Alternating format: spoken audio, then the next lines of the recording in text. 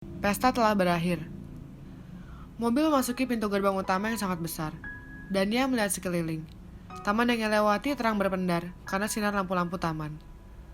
Dia bisa melihat beberapa penjaga berdiri siaga. Melihat para penjaga itu terasa sudah mengikat seluruh tubuhnya.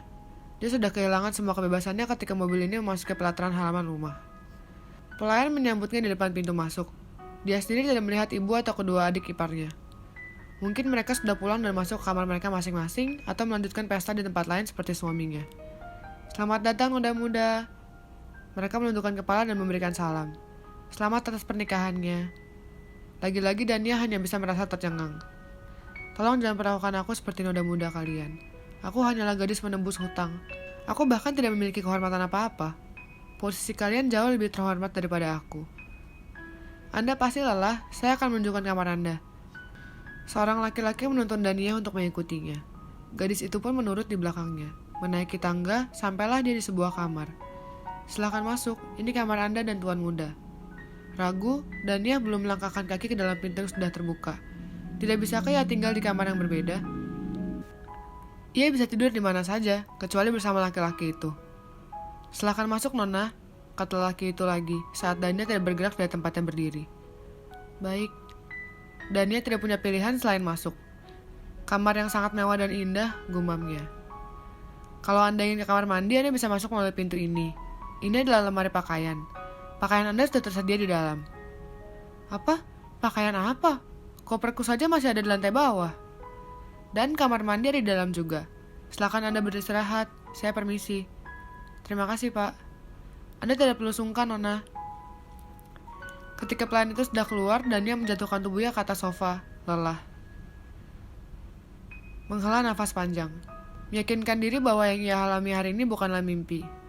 Dia sudah jatuh ke dalam sebuah lubang besar yang sudah tidak memungkinkan untuk merangkak lagi. Kini ia hanya tinggal berdoa tidak ada buaya di dalam lubang itu. Setelah lama tergeletak, dia bangun dari tidurnya. Dania berjalan masuk melalui pintu yang ditunjukkan laki-laki pelayan rumah tadi, melihat-lihat isi lemari pakaian tadi. Wah, apa ini? Ini bukan toko baju. Lemari pakaiannya dan milik suaminya terpisah. Semua tertata dengan sangat baik. Pakaian yang ada di lemarinya semua adalah pakaian baru. Dia mengambil satu setel pakaian tidur, lalu masuk ke kamar mandi untuk berganti pakaian. Dia sangat lelah. Dania mencari-cari selimut di dalam lemari. Dia menemukannya. Lalu mengambil bantal di atas tempat tidur dan berjalan ke sofa. Kursi besar inilah yang akan menjadi tempat tidurnya. Tidak perlu menunggu lama, dia sudah terlelap. Sementara itu di sebuah pesta. Sekretaris Han duduk tidak jauh dari Saga. Ia sedang memeriksa pesan di HP-nya. Nona muda sudah sampai di rumah dan masuk ke dalam kamar. Setelah membaca pesan itu, ia kembali memasukkan HP ke dalam saku jasnya. Tuan Saga, bagaimana? Apa Anda menyukai pesta pernikahan Anda? Seorang teman sekaligus pengusaha muda berbicara. Saga menunjuk gelas minumannya. Wanita yang ada di sampingnya sigap mengambil. Dia menyerahkan gelas itu ke tangan Saga dengan hati-hati. Saga tidak minum alkohol, jadi walaupun di ruangan ini yang lainnya minum alkohol, dia hanya minum minuman dingin. Kenapa kau tidak menikah saja kalau kamu tahu rasanya? Malam semakin larut, gelak tawa di mana-mana. Saga menyentuh rambut wanita di sampingnya. Gadis itu tersentak. Dia menatap lembut pria yang diinginkan semua wanita ini. Ia ingin menyentuhnya, ia ingin mencium bibir laki-laki ini.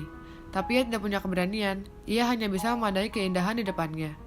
Saga tidak suka disentuh oleh wanita-wanita yang menemaninya. Jadi tidak tahu rumor yang beredar yang mengatakan ia tidur dengan wanita yang berbeda tiap malam.